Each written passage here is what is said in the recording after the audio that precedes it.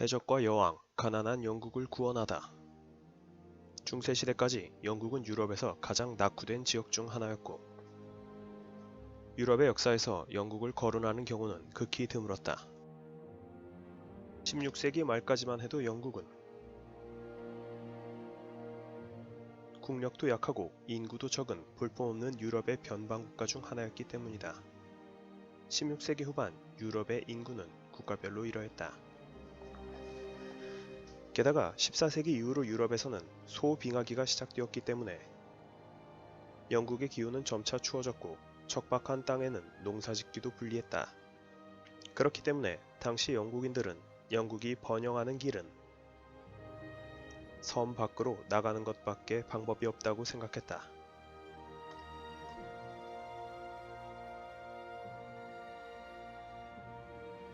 하지만 대륙에는 강력한 프랑스가 버티고 있었고,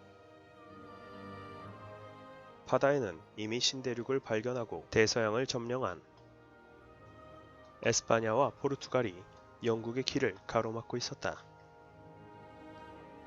아, 놔, 깝깝하네. 이런 난국을 타개하기 위해서라면 영국은 막강한 군대를 갖춰야만 했지만 사실 군대도 부실했다. 돈이 없는데 군대가 강할 리가 없지. 대신 영국엔 충직한 해적들이 있었고 또 융통성 있는 군주도 있었다. 영국의 엘리자베스 여왕은 해적들의 활동을 부추겼어. 해적들에게 배도 만들어주고 무기와 식량도 지원해주면서 열심히 스페인 무역상선을 털어주길 바랬지. 헐, 국가에서 도둑질을 지원하다니. 하지만 그런 식으로 스페인의 힘을 빼놨기 때문에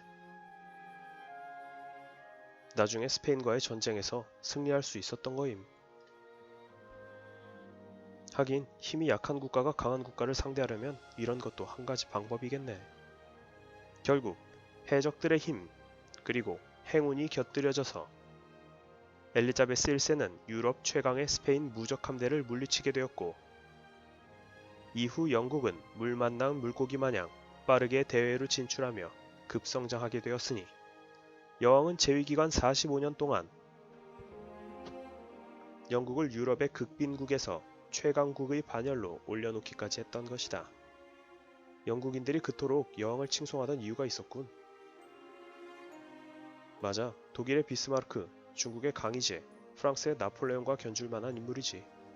하지만 엘리자베스 여왕은 다른 입지전적인 영웅들과는 달리 스스로는 그다지 포스가 없었어. 왜? 여자라서 그랬던 거임? 아니, 원래 영국의 전통이 그랬어. 사실 영국의 군주는 흔히 우리가 알고 있는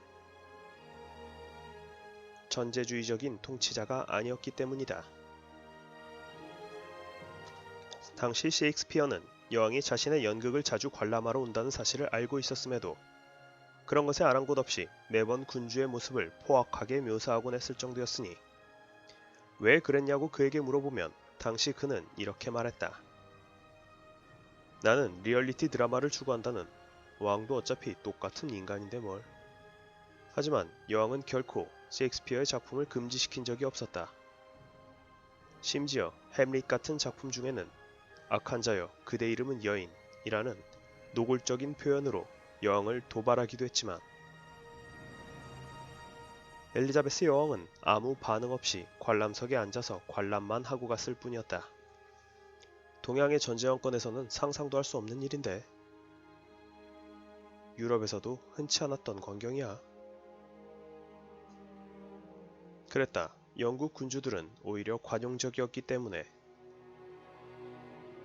영국인들은 자유롭게 자신의 생각을 표출할 수 있었던 것이고, 때문에 수많은 창의적이고 도전적인 인물들을 배출할 수 있었다.